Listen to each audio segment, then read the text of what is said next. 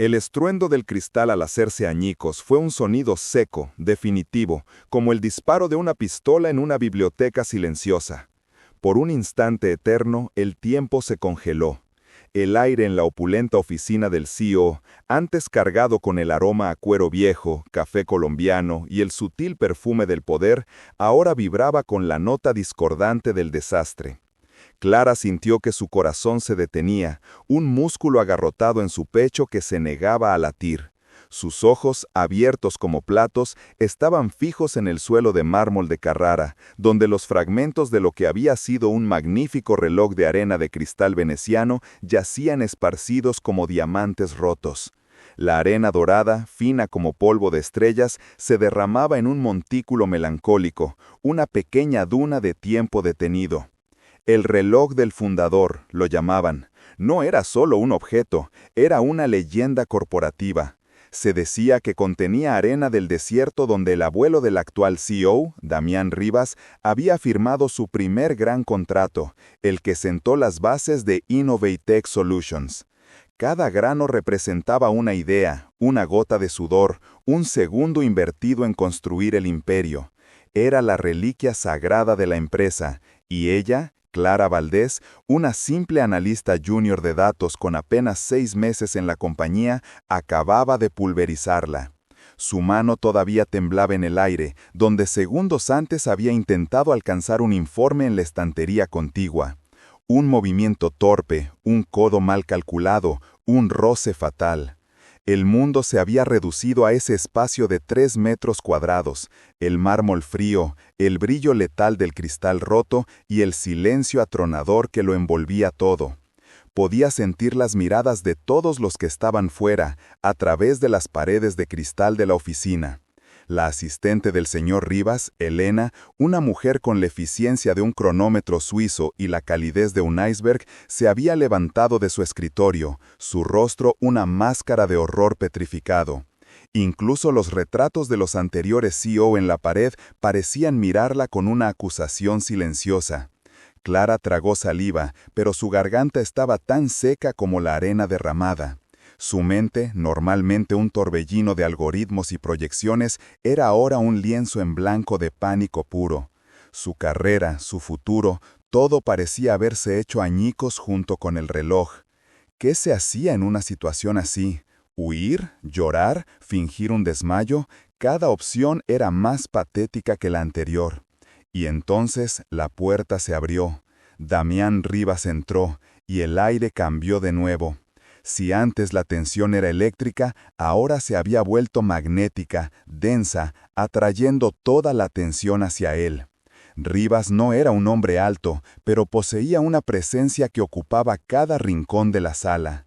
Vestía un traje a medida de color gris marengo que parecía esculpido sobre su cuerpo, y su cabello oscuro, salpicado de sienes plateados, estaba peinado hacia atrás con una precisión impecable. Sus ojos, de un azul tan intenso que parecían casi negros, lo examinaban todo con una calma inquietante.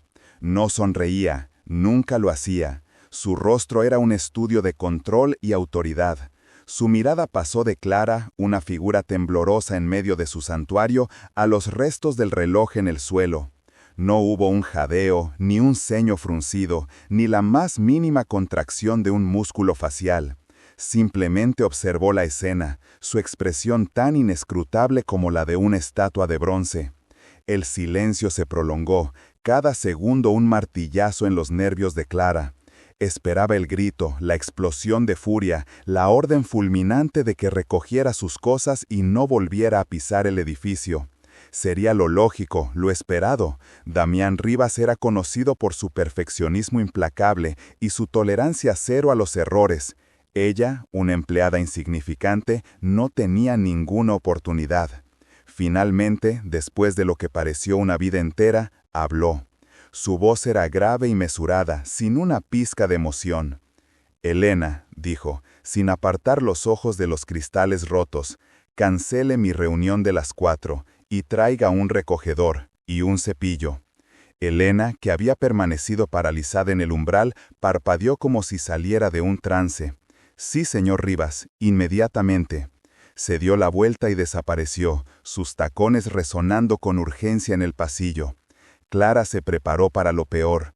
Ahora que estaban solos, llegaría la verdadera tormenta. Intentó hablar, formular una disculpa, una explicación, cualquier cosa. Señor Rivas, yo lo siento muchísimo, no sé cómo, fue un accidente, yo... Él levantó una mano, un gesto pequeño pero imperativo que silenció sus balbuceos al instante. Luego, para su total asombro, Damián Rivas se arrodilló, no con torpe, sino con una gracia fluida, como si fuera el acto más natural del mundo. Se arrodilló sobre el costoso mármol, sus rodillas a centímetros de los afilados fragmentos de cristal. Con la punta de sus dedos rozó suavemente el montículo de arena dorada. ¿Sabe qué es lo curioso del tiempo, señorita Valdés?, preguntó, su voz todavía tranquila, casi conversacional. No la miraba a ella, sino a la arena que se adhería a su dedo. Creemos que podemos contenerlo, embotellarlo, medirlo. Hizo una pausa, levantando el dedo para observar los granos dorados. Pero es una ilusión. El tiempo, como esta arena, siempre encuentra la manera de escapar, de seguir su propio curso. Clara no entendía nada. Su cerebro, preparado para el impacto, se esforzaba a procesar aquella reacción filosófica. ¿Era una especie de prueba psicológica, una metáfora cruel antes de despedirla? Elena regresó con un recogedor de diseño y un cepillo, entregándoselos con la solemnidad de un asistente de cirugía. Damián los tomó y ante la mirada atónita de ambas mujeres, comenzó a barrer cuidadosamente los fragmentos de cristal. No lo hizo con ira ni con frustración, sino con una concentración metódica, como si estuviera resolviendo un complejo rompecabezas. Cada movimiento era deliberado, preciso. Separó los trozos más grandes de los más pequeños, amontonándolos con cuidado en el recogedor. Mi abuelo me dio este reloj cuando fundó la empresa, continuó, su voz un murmullo sobre el suave raspar del cepillo. Me dijo, Damián, cada vez que le des la vuelta, recuerda que tienes una cantidad limitada para hacer algo extraordinario. Pero no te obsesiones con la arena que cae, obsesiónate con lo que haces mientras cae. Clara seguía de pie, inmóvil, sintiéndose como una intrusa en un ritual extrañamente íntimo. Una parte de ella quería arrodillarse y ayudar, pero el miedo la tenía clavada en el sitio. Era como ver a un rey limpiando su propio suelo. Era incorrecto, surreal.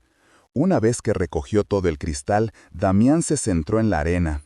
En lugar de barrerla, ahuecó sus manos y comenzó a recogerla con una delicadeza infinita, como si estuviera recogiendo cenizas sagradas. La arena se escurría entre sus dedos, pero él persistió, pacientemente, hasta que la mayor parte estuvo en sus palmas.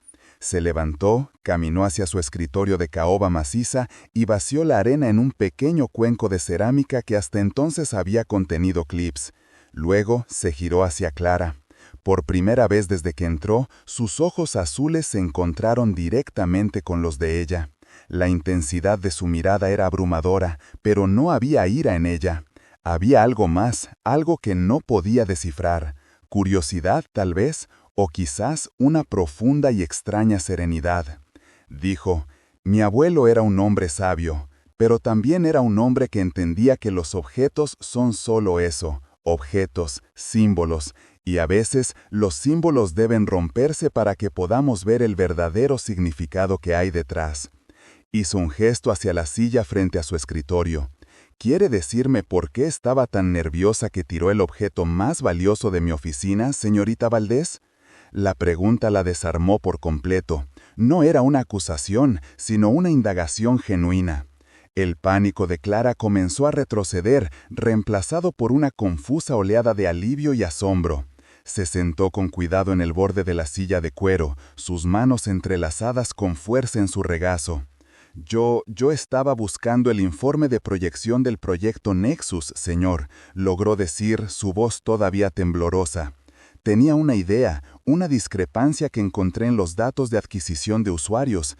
Creí que podría optimizar el algoritmo de recomendación y aumentar la retención en un 15% en el próximo trimestre. Quería mostrárselo antes de la reunión de la Junta. Los ojos de Damián Rivas se entrecerró ligeramente, no con sospecha, sino con un interés repentino y agudo. Se inclinó hacia adelante, apoyando los codos en el escritorio. El reloj roto y la arena dorada ya no existían. El mundo se había reducido a ella y su idea. 15%, repitió, paladeando las palabras. Es una afirmación audaz. Los mejores analistas del departamento llevan meses intentando conseguir un 5%. Muéstreme. Clara, todavía aturdida por el giro de los acontecimientos, sacó su tableta de su bolso con manos temblorosas. Abrió el archivo, sus dedos fluyendo sobre la pantalla mientras explicaba los patrones que había descubierto, las anomalías en los conjuntos de datos que todos los demás habían pasado por alto. Habló de modelos predictivos, de aprendizaje automático, de una arquitectura de datos que era, en su opinión, fundamentalmente deficiente. La arena dorada brillaba bajo la luz artificial de la oficina, un sol en miniatura contenido en un humilde cuenco de cerámica. Clara pasó la yema del dedo por el borde enizo del recipiente, sintiendo el grano fino y frío de la arena. No era un reloj de arena, no medía nada, era un recordatorio constante, un mar de posibilidades infinitas que no podían ser encapsuladas ni controladas. Úselo. Las palabras de Damián Rivas resonaban en su mente, no como una orden, sino como un permiso. El permiso para dejar de medir los segundos y empezar a construir los momentos. La noticia de su ascenso se había extendido por la empresa como una onda expansiva. Las miradas en los pasillos habían cambiado, la curiosidad había reemplazado a la indiferencia, el respeto receloso al murmullo condescendiente. Su primer día como líder del recién bautizado Equipo Génesis fue un torbellino de presentaciones incómodas y silencios expectantes. El equipo era un mosaico deliberado de personalidades y talentos. Estaba Mateo, el programador prodigio, un joven de 20 años que hablaba más en código que en español y cuya lealtad a los procesos establecidos era nula. Sofía, una analista de mercado veterana cuya mente era una enciclopedia de datos y tendencias, pero que se aferraba a la seguridad de sus hojas de cálculo como a un salvavidas. Y finalmente, Lucas, el encantador y cínico experto en marketing, un hombre que podía vender hielo a los esquimales pero que había perdido la fe en el producto mucho antes de empezar la venta. Eran un conjunto de piezas que no encajaban, elegidas a propósito por Damián, y ella era el pegamento improbable que debía unirlas. Su primera reunión fue en una sala de conferencias con paredes de cristal, una metáfora demasiado obvia de la transparencia que se esperaba de ellos. Bueno, comenzó Clara, su voz temblando ligeramente antes de encontrar su aplomo. Supongo que todos se preguntan qué hacemos aquí. Lucas se recostó en su silla, cruzando los brazos. Yo me pregunto por qué tú estás ahí, dijo, sin malicia, pero con una franqueza cortante. Sin ofender, pero tu nombre nunca estuvo en las quinielas para nada. El rubor subió por el cuello de Clara, pero el recuerdo de la arena en su escritorio la ancló. No estaba allí para contenerse. Tienes razón, Lucas, no estaba en ninguna quiniela. Quizás por eso estoy aquí, porque no soy parte del juego que todos estaban jugando. Miró a cada uno de ellos. El señor Rivas no nos ha reunido para seguir las reglas, nos ha reunido para romperlas, o mejor dicho, para descubrir que la mayoría de las reglas que seguimos ni siquiera existen, son solo hábitos. Sofía ajustó sus gafas. Con el debido respeto, Clara, los hábitos, como tú los llamas, son los que han mantenido a esta empresa rentable durante 20 años. Los datos no mienten. Los datos no mienten, Sofía, pero solo cuentan la historia de lo que ya ha pasado, replicó Clara, su confianza creciendo con cada palabra. Nuestra tarea es escribir la historia de lo que va a pasar, y para eso, los datos son solo el prólogo. Se levantó y caminó hacia la pizarra blanca. No dibujó gráficos ni esquemas, simplemente escribió una pregunta en el centro. ¿Qué pasaría si? Esa pregunta se convirtió en el mantra del equipo Génesis. Durante las siguientes semanas, Clara fomentó un ambiente de caos controlado. Prohibió las presentaciones de PowerPoint y los informes de más de una página. En su lugar, llenaron las paredes de post-its, dibujos, ideas a medio formar. Mateo floreció en ese entorno, creando prototipos de aplicaciones absurdas solo para demostrar un concepto. Lucas, a su pesar, empezó a encontrar un destello de la pasión que creía perdida, lanzando campañas publicitarias para productos que aún no existían. Sofía fue la más difícil de convencer, se resistía, aferrada a sus proyecciones, hasta que un día Clara se sentó a su lado no para discutir sino para escuchar. ¿A qué le tienes miedo, Sofía?, le preguntó en voz baja. La mujer mayor suspiró, quitándose las gafas. Al fracaso, a equivocarme, a que un número rojo en mi hoja de cálculo signifique que he fallado. Clara asintió. Entiendo. Yo pasé años temiendo cometer un solo error, y entonces cometí el más grande de todos. Rompí el objeto más preciado del CEO. Una pequeña sonrisa se dibujó en sus labios, y resultó ser lo mejor que me ha pasado nunca. El fracaso no es un número rojo, Sofía, es solo un dato más, el más valioso de todos. Ese fue el punto de inflexión. Sofía empezó a usar sus datos no para predecir el futuro, sino para imaginar futuros alternativos.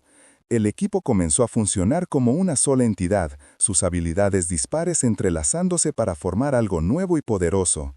Mientras tanto, la presencia de Damián Rivas era un fantasma constante. No asistía a sus reuniones, no pedía informes, su única interacción eran encuentros casuales en la cafetería o en los pasillos. Él nunca mencionaba el proyecto, solo preguntaba por su día, por el libro que estaba leyendo, por si había visto la última exposición en el Museo de Arte Moderno. Eran conversaciones normales, casi banales, pero Clara sentía que cada una era una prueba sutil, una forma de calibrar su estado mental, su crecimiento. En una de esas conversaciones, él la sorprendió. «El miedo es un mal consejero, Clara», dijo de la nada, mientras ambos se servían café. «Pero la complacencia es un asesino silencioso. ¿Cuál de los dos está visitando a tu equipo últimamente?» Clara se detuvo, con la taza a medio llenar. «Creo que hemos logrado desterrar al miedo, pero la complacencia es astuta, se disfraza de éxito». Damián asintió, una leve sonrisa en sus labios. «Bien, saber reconocer al enemigo es la mitad de la batalla». Y sin más, se alejó. El primer gran desafío llegó de parte de la junta directiva. Habían oído rumores sobre el equipo Génesis y su presupuesto ilimitado, y la vieja guardia, liderada por un hombre llamado Ricardo Vargas, director de operaciones y eterno rival de Damián, exigió una presentación formal. Querían ver resultados, proyecciones, un retorno de la inversión. Querían meter al caos de Clara en una de las hojas de cálculo de Sofía. La noche antes de la presentación, el pánico se instaló en el equipo. Lucas diseñaba diapositivas llamativas pero vacías. Sofía imprimía gráficos que no decían nada nuevo. Mateo se había encerrado en sí mismo, tecleando furiosamente frustrado. Clara los reunió. «No vamos a hacer esto», dijo con calma. Recogió todas las impresiones y las tiró a la papelera. Apagó el proyector. «No podemos mostrarles lo que quieren ver, porque aún no existe. Intentar meter nuestro trabajo en su formato es como intentar meter esa arena», dijo, señalando el cuenco en su escritorio, de nuevo en un reloj de arena. «No funciona, no es su propósito». «¿Entonces qué hacemos?», preguntó Lucas desesperado. «¿Vamos con las manos vacías?» «No», respondió Clara, «vamos con la verdad». Al día siguiente, entraron en la imponente sala de juntas. Ricardo Vargas y los demás directores los miraban desde el otro lado de una larga mesa de caoba pulida, sus rostros como máscaras de escepticismo. Damián Rivas estaba sentado al final de la mesa, su expresión indescifrable. Clara se puso de pie, sola frente a ellos. No había proyector, ni carpetas, ni puntero láser. «Buenos días, soy Clara Valdés y este es el equipo Génesis. Durante los últimos 3 meses nos han dado recursos y libertad. Hoy están aquí para ver qué hemos hecho con ellos.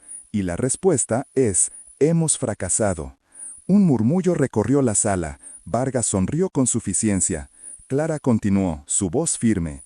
«Hemos fracasado en encontrar una solución rápida. Hemos fracasado en desarrollar un producto que pueda lanzarse el próximo trimestre. Hemos fracasado en crear un plan de negocio a 5 años con proyecciones garantizadas». Hizo una pausa, dejando que el peso de sus palabras se asentara. «Y en cada uno de esos fracasos hemos encontrado algo mucho más valioso. Hemos descubierto que nuestra logística de distribución está obsoleta, no por ineficiente, sino porque fue diseñada para un mundo que ya no existe. Hemos aprendido que nuestros clientes no quieren más funciones en nuestros productos, quieren más tiempo en sus vidas. Hemos confirmado que nuestro mayor competidor no es la otra empresa al otro lado de la calle, sino la apatía. Él siempre se ha hecho así». Caminó lentamente a lo largo de la mesa, su mirada pasando por cada uno de los directores. No les traigo un producto, les traigo una nueva forma de pensar. Les traigo la idea de un servicio de suscripción que no vende un objeto, sino una experiencia. Les traigo el prototipo de una plataforma que conecta a nuestros usuarios entre sí, creando una comunidad en lugar de una base de clientes. Les traigo una estrategia de marketing que no se basa en anunciar, sino en conversar. Se detuvo frente a Ricardo Vargas. Ustedes quieren un reloj de arena. Un sistema predecible, medible, que les diga exactamente cuánto tiempo les queda hasta el próximo informe de ganancias. Lo que les ofrecemos es un cuenco de arena, un universo de posibilidades. Da más miedo, sí, porque no se puede controlar, pero su potencial, Clara sonrió. Úselo. El silencio en la sala era absoluto. Vargas parecía a punto de explotar. ¿Está bromeando? ¿Hemos gastado millones en filosofía? Esto es un insulto a la inteligencia de esta junta. Antes de que nadie más pudiera hablar, se escuchó un sonido suave. Era Damián Rivas, aplaudiendo, lenta, deliberadamente. Uno por uno, otros directores, los más jóvenes, los más visionarios, se unieron a él. El aplauso creció, ahogando las protestas de Vargas. Damián se puso de pie. Gracias, Clara. Eso es exactamente lo que quería oír. Miró a la junta. Durante años, hemos sido expertos en contener el tiempo, en medirlo, en optimizar cada segundo, y en el proceso hemos olvidado cómo usarlo. El equipo Génesis no es un proyecto, es nuestro futuro, y su presupuesto acaba de ser duplicado. Esa noche, Clara se quedó hasta tarde en la oficina. El resto del equipo se había ido a celebrar, pero ella necesitaba un momento de quietud. Se acercó a la ventana, mirando las luces de la ciudad que se extendían como una galaxia. La ligereza del infinito duró exactamente hasta el lunes por la mañana. Cuando Clara cruzó las puertas giratorias de Industrias Valerius, el aire era diferente. Ya no era anónima. Las miradas la seguían, cargadas de una mezcla de curiosidad, envidia y desconcierto. Cuchicheos morían a su paso como velas apagadas por una ráfaga de viento. La noticia del incidente del reloj y su posterior convocatoria a la cima del Olimpo corporativo se había extendido como un reguer de pólvora, mutando en leyendas urbanas cada vez más absurdas. Algunos decían que había sido despedida de forma espectacular, otros que había recibido una reprimenda tan severa que había salido llorando. Los más imaginativos susurraban que había chantajeado al CEO con un secreto oscuro. Nadie, en sus más salvajes especulaciones, habría adivinado la verdad, un cuenco de arena y una confesión sobre el peso del tiempo.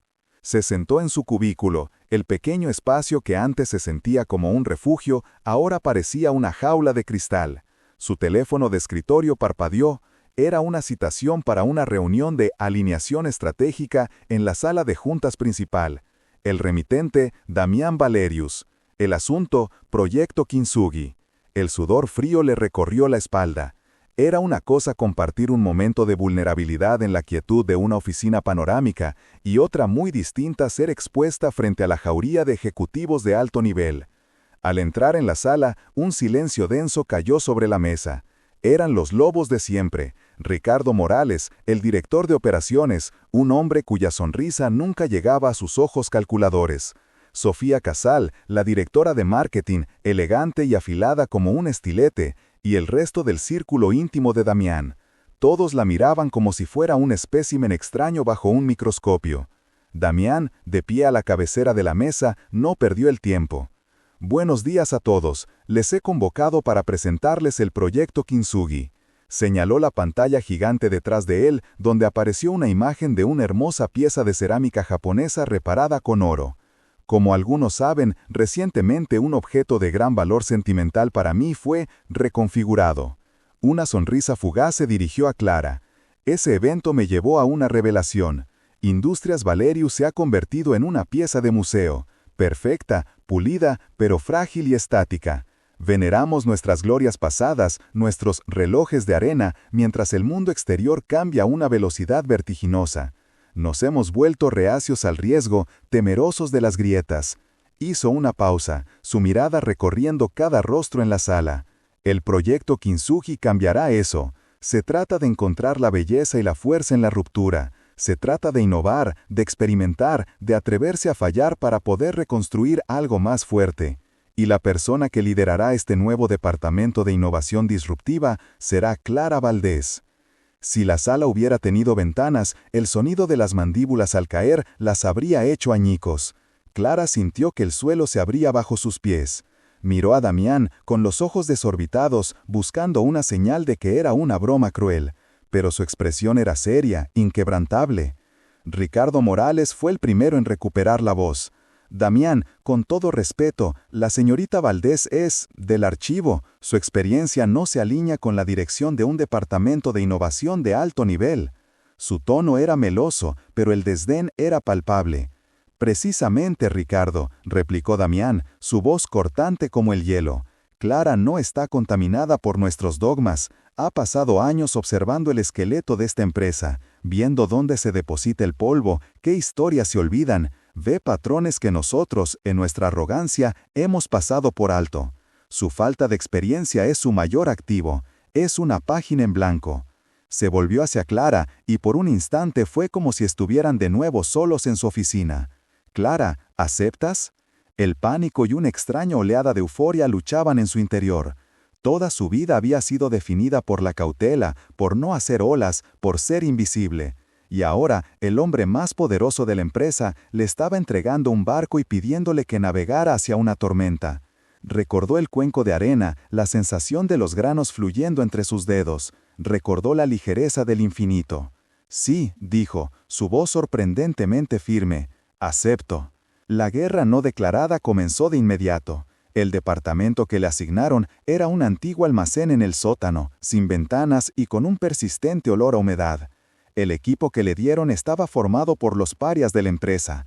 Un programador casi jubilado que hablaba más con sus plantas que con la gente, una joven diseñadora gráfica con el pelo rosa cuyo portafolio había sido considerado demasiado vanguardista, y un analista de datos que había sido degradado por cuestionar las proyecciones de Ricardo Morales.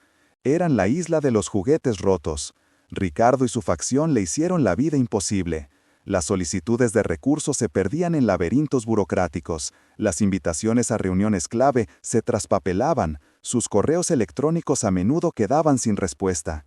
La trataban con una condescendencia helada, refiriéndole al proyecto Kintsugi como el club de pasatiempos de la chica del archivo. Clara sintió la desesperación arañando los bordes de su determinación. Una noche, trabajando hasta tarde en su oficina del sótano, mirando un presupuesto rechazado por enésima vez, sintió las lágrimas de frustración picándole en los ojos. La puerta se abrió y Damián entró, sosteniendo 2 tazas de café.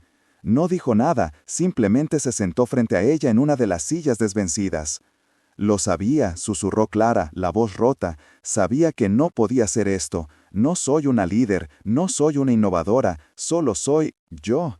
Damián tomó un sorbo de su café.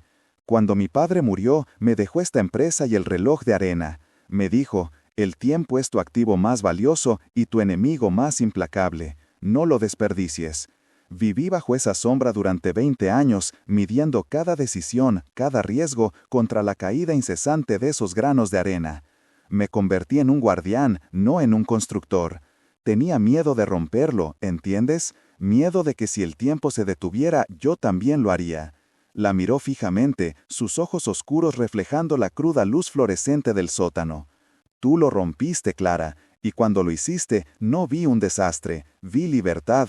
Me diste permiso para fallar, y ahora te estoy dando ese mismo permiso a ti. Fracasa, fracasa espectacularmente, rompe las reglas, los presupuestos, las expectativas, muéstrales que las grietas no son el final, son el principio. Yo te cubriré las espaldas, pero tienes que ser tú quien dé el golpe.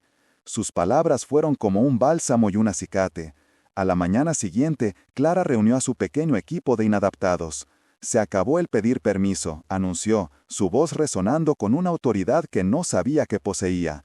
Nos han dado un almacén, así que vamos a tratarlo como un laboratorio clandestino. Nos han negado recursos, así que seremos ingeniosos. Nos han llamado el Club de los Pasatiempos, así que vamos a crear algo que les haga desear tener una invitación. El cambio fue eléctrico, dejaron de intentar encajar en la estructura corporativa y empezaron a crear la suya propia. El programador, Elías, desempolvó un algoritmo de análisis predictivo que había diseñado años atrás y que había sido archivado por ser demasiado especulativo. La diseñadora, Luna, transformó las paredes del sótano en un lienzo de ideas, diagramas de flujo y prototipos salvajes. El analista, Mateo, liberado de las restricciones de Ricardo, comenzó a extraer datos que revelaban patrones de consumo que la empresa había ignorado por completo. Clara, por su parte, hizo lo que mejor sabía hacer: conectar las historias. Usando su conocimiento del archivo, empezó a desenterrar proyectos fallidos, ideas abandonadas, patentes olvidadas. Vio que Industrias Valerios no era un monolito de éxito, sino un cementerio de oportunidades perdidas por miedo al fracaso. Su proyecto Kintsugi no se trataba de inventar algo de la nada, sino de encontrar esas piezas rotas del pasado y unirlas de una manera nueva y más fuerte. Su primer objetivo fue un producto que había sido el mayor fracaso en la historia de la compañía, un dispositivo de comunicación que había llegado al mercado una década demasiado tarde. El hardware era obsoleto, pero la idea central, una red de comunicación descentralizada e hiperlocalizada, era más relevante que nunca en la era de las ciudades inteligentes y la economía colaborativa. Trabajaron en secreto, con una energía febril. Damián los visitaba de vez en cuando, sin anunciarse, observando desde un rincón con una sonrisa silenciosa. Nunca interfería, nunca daba órdenes, solo observaba cómo su acto de fe florecía en la oscuridad. El día de la presentación trimestral de resultados llegó. Ricardo Morales estaba en su elemento, mostrando gráficos de crecimiento incremental y eficiencia operativa. Era un discurso pulido, predecible y completamente carente de inspiración. Cuando terminó, en medio de un aplauso cortés, Damián tomó la palabra. «Gracias, Ricardo. Una presentación impecable como siempre». Hizo una pausa. «Ahora para algo completamente diferente. Clara, el escenario es tuyo». Un murmullo de sorpresa recorrió la sala cuando Clara y su equipo emergieron de la parte de atrás. No llevaban trajes caros ni tenían una presentación de PowerPoint pulida. En su lugar, desplegaron un mapa interactivo de la ciudad en la pantalla gigante. «Industrias Valerios de Productos», comenzó Clara, su voz clara y segura. Durante los siguientes 20 minutos, desvelaron su prototipo, cuyo nombre en clave era Nexo. No era solo un dispositivo, era un ecosistema. Usando el núcleo de la vieja tecnología fallida, combinado con el algoritmo de Elías, la interfaz de Luna y los datos de Mateo, habían creado una plataforma que conectaba a pequeños negocios locales, servicios comunitarios y ciudadanos individuales en tiempo real, optimizando todo, desde las entregas de última milla hasta las redes de ayuda vecinal. Era audaz, era arriesgado y era exactamente lo que la empresa no era. Cuando terminó, el silencio fue absoluto. La noticia de su colaboración, del proyecto Kintsugi, como lo bautizaron en secreto, se extendió por los pasillos de Cronos Corp no como un rumor, sino como una onda sísmica. Al principio, la gente no lo entendía. Clara, la chica del archivo, trabajando codo a codo con Alejandro Varela en la reestructuración de la estrategia de innovación, era impensable. Pero los resultados hablaron por sí solos. Departamentos que antes competían ferozmente comenzaron a colaborar, encontrando valor en sus grietas compartidas, en los proyectos fallidos que antes se ocultaban con vergüenza. La empresa, que alguna vez funcionó con la fría precisión de un reloj suizo, empezó a latir con el corazón imperfecto pero vibrante de un organismo vivo. Una tarde, meses después, Alejandro la convocó a su oficina. Sobre la mesa de caoba ya no estaba solo el reloj de arena reparado, sino también una pequeña caja de terciopelo negro. Él la abrió. Dentro, sobre un lecho de satén, descansaba una llave antigua de bronce, intrincadamente labrada. No era una llave de oficina, tenía un aire de historia, de secretos guardados. «Mi abuelo no solo me dejó el reloj», dijo Alejandro, su voz un susurro grave. «Me dejó esto». Y una advertencia. Solo dásela a quien entienda que el tiempo no se posee, se comparte, a quien vea la belleza en lo que está roto. Sus ojos se fijaron en los de ella, intensos, llenos de una confianza que iba más allá de lo profesional. Él fundó esta empresa sobre un principio, uno que yo olvidé hasta que tú tropezaste en el archivo. El verdadero corazón de Cronos no está en este ático, Clara, está en el sótano. Ella frunció el ceño, confundida. ¿El archivo? Él negó con la cabeza, una leve sonrisa jugando en sus labios. Debajo del archivo hay una bóveda. Nadie, ni siquiera el Consejo de Administración, sabe que existe. Le tendió la caja. Y lo que hay dentro es la razón por la que el tiempo es nuestro mayor activo y también nuestro mayor riesgo. Clara tomó la llave, su metal frío contra la calidez de su piel. El peso se sentía real, monumental. La confianza de Alejandro era un manto que le envolvía, pero bajo él una corriente de inquietud comenzó a serpentear. Todo había encajado tan perfectamente, quizás demasiado. Mientras sus dedos se cerraban alrededor de la llave, un recuerdo fugaz, casi borrado, destelló en su mente. La fracción de segundo antes de que el reloj de arena cayera. No había sido un simple tropiezo. Recordó haber visto un brillo en el suelo, algo pequeño y metálico, justo donde pisó, algo que no debería haber estado allí. Levantó la vista hacia Alejandro, quien la observaba con una expresión indescifrable. La sonrisa había desaparecido, reemplazada por una expectación tensa, casi febril. Y en ese instante, Clara se hizo la pregunta que lo cambiaría todo. Una pregunta que colgó en el aire silencioso entre ellos como el último grano de arena antes de caer. ¿Había sido realmente un accidente? La pregunta de Clara no necesitó ser pronunciada. Sus ojos, fijos en los de Alejandro, la gritaron en el silencio denso de la habitación oculta. La tensión se estiró hasta el punto de ruptura, y fue él quien finalmente la cortó, su voz un susurro bajo y resonante. No, Clara, no fue un accidente, fue una prueba. El aire abandonó los pulmones de Clara en una exhalación temblorosa. La llave en su mano de repente se sintió helada, como un trozo de hielo. La pieza metálica que había visto en el suelo había sido colocada allí. Por él, la había hecho caer. ¿Una prueba? Logró articular, su voz apenas audible. Casi me despide, me humilló delante de todos por una ¿prueba? Necesitaba ver cómo reaccionabas bajo una presión insoportable, continuó Alejandro, dando un paso hacia ella, su mirada intensa nunca vacilando. Necesitaba a alguien que no se rompiera, que no huyera, alguien que, incluso creyendo haber destruido lo más valioso, tuviera el valor de afrontar las consecuencias y buscar una solución imposible. Alguien que viera el valor no en el objeto, sino en el tiempo que representaba. Y tú, Clara, superaste la prueba. Abrió la caja con su propia llave, idéntica a la de ella. Dentro no había documentos ni joyas, sino un mecanismo intrincado de engranajes de latón y cristales parpadeantes, que emitían un zumbido casi imperceptible. Parecía una versión infinitamente más compleja y viva del reloj de arena roto. Mi bisabuelo no solo fundó una empresa de relojes, explicó Alejandro, su voz impregnada de una reverencia casi religiosa. Descubrió una anomalía, una forma de anclar momentos. Este dispositivo no mide el tiempo, Clara, lo contiene. El reloj de arena era el regulador, el único fusible que mantenía el mecanismo estable. Al romperlo, iniciaste una cuenta atrás. Señaló un diminuto dial en el centro del dispositivo. Una aguja de cristal, antes inmóvil, ahora vibraba y se movía lentamente en sentido contrario a las agujas del reloj. Tenemos 72 horas antes de que la energía contenida aquí se vuelva inestable. Cuando eso ocurra, no solo borrará este edificio, borrará todo recuerdo de su existencia, de la nuestra. Será como si nunca hubiéramos estado aquí. Clara lo miró, su mente luchando por procesar la enormidad de lo que estaba diciendo. La manipulación, el engaño, todo paledía ante la revelación. Esto no era sobre un trabajo o un reloj caro, era algo que desafiaba la lógica, la física, la realidad misma. ¿Por qué yo?, preguntó, el peso del mundo asentándose sobre sus hombros. Porque el nuevo regulador no puede ser simplemente reconstruido, debe ser sintonizado.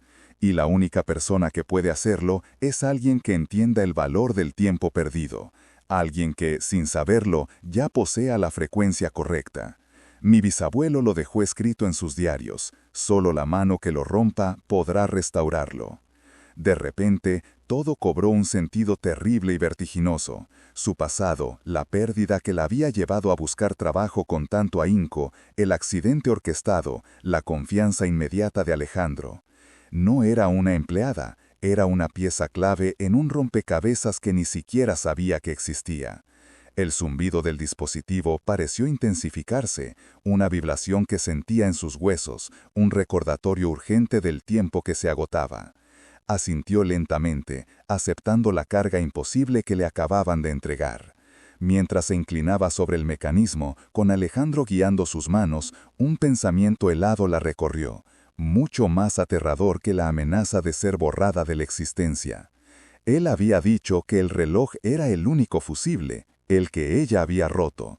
Pero entonces, justo antes de entrar en la habitación, había visto a un técnico de mantenimiento salir sigilosamente de la oficina de Alejandro, guardando en su bolsillo un objeto que brillaba exactamente como un pequeño reloj de arena perfectamente intacto. Las yemas de sus dedos rozaron el frío metal del mecanismo, y la vibración se convirtió en un pulso familiar, como el eco de un latido que siempre había estado ahí, justo debajo de su piel. El técnico, el reloj de arena intacto, la imagen ardía en su mente, una contradicción flagrante en medio de una verdad ya de por sí increíble. Si existía otro, ¿por qué estaba ella allí? ¿Por qué la necesitaban para reparar el roto? Alejandro, ajeno a su tormenta interior, señaló una diminuta rueda dentada, apenas visible entre un laberinto de cables de cobre. Aquí, susurró, su aliento cálido contra su oído.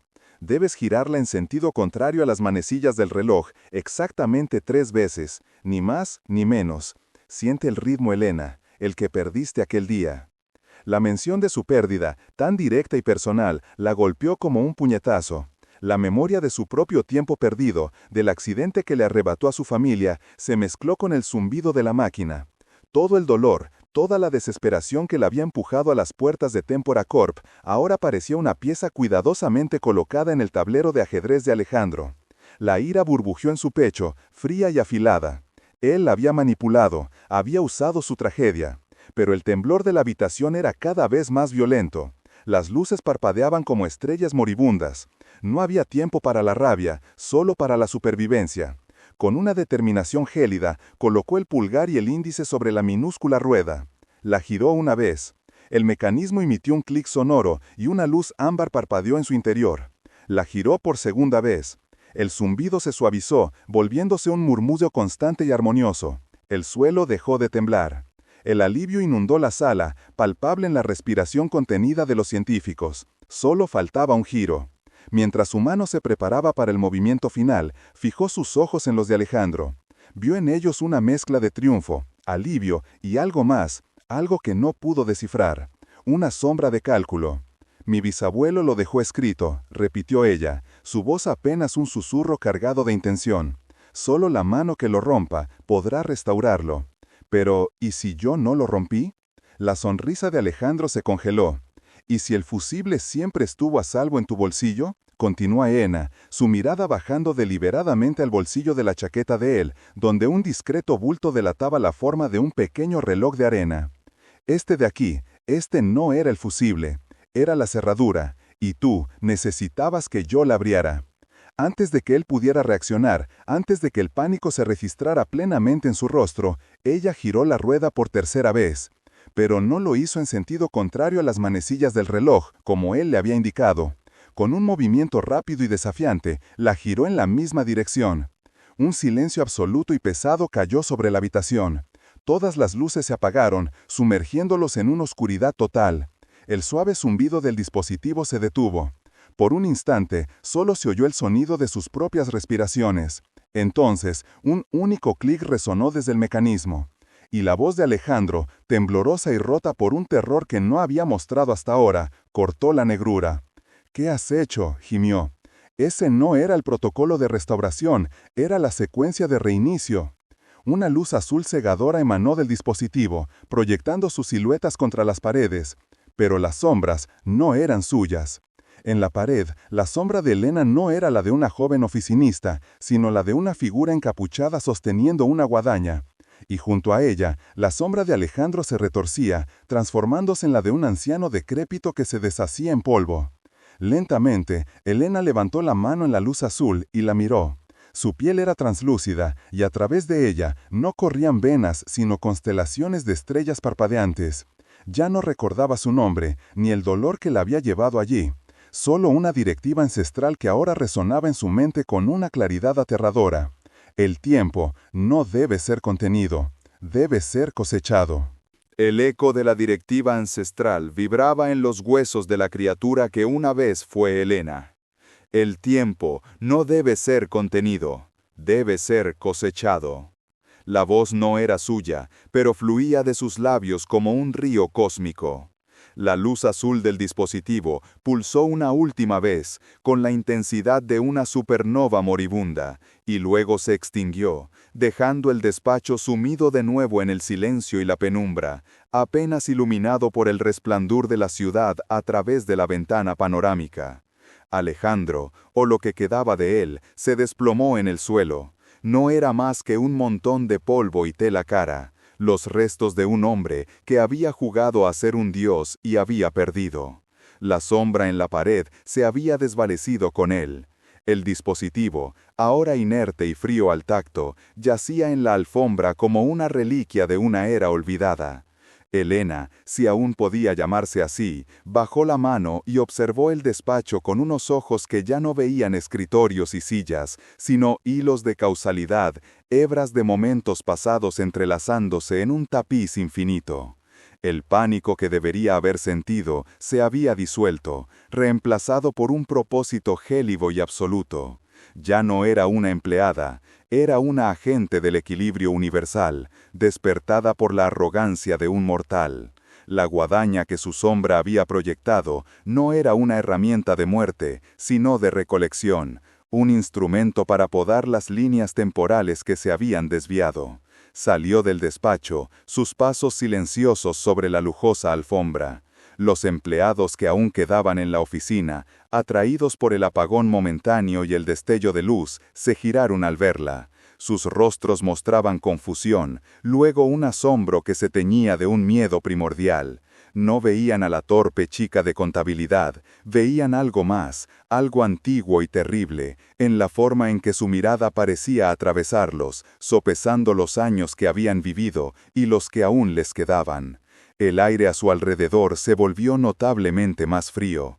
Ignorando sus murmullos y sus miradas de pánico, caminó directamente hacia la puerta de salida. No tenía un plan, solo un instinto.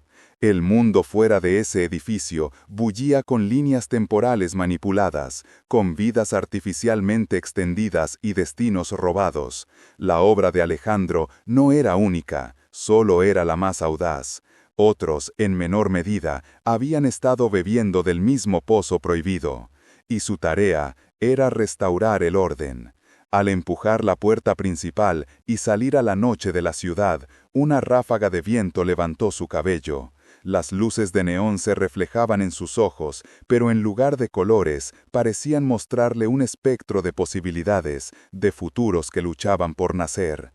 Sabía que no estaba sola. El reinicio no solo la había despertado a ella, había enviado una señal, una llamada a través del tejido del espacio-tiempo. De repente, su teléfono vibró en su bolsillo. Un impulso residual, un fantasma de sus hábitos pasados, la hizo sacarlo.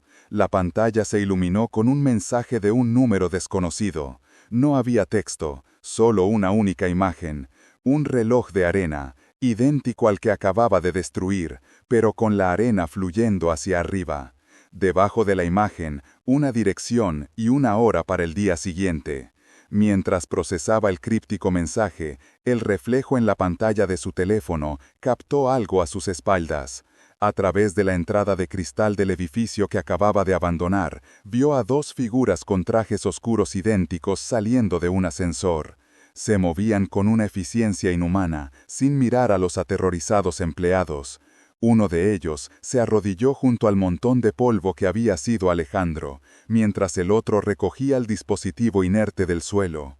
Entonces, el segundo hombre levantó la vista, y sus ojos se encontraron con los de ella a través del cristal. No había sorpresa en su mirada, solo un frío reconocimiento, como el de un colega que llega tarde a una reunión. Lentamente se llevó 2 dedos a la sien y asintió, un gesto de saludo profesional y siniestro. No eran agentes de seguridad, eran como ella, eran recolectores, y su expresión no dejaba lugar a dudas. Ella no había sido la primera en ser despertada, y el trabajo de limpiar acababa de empezar.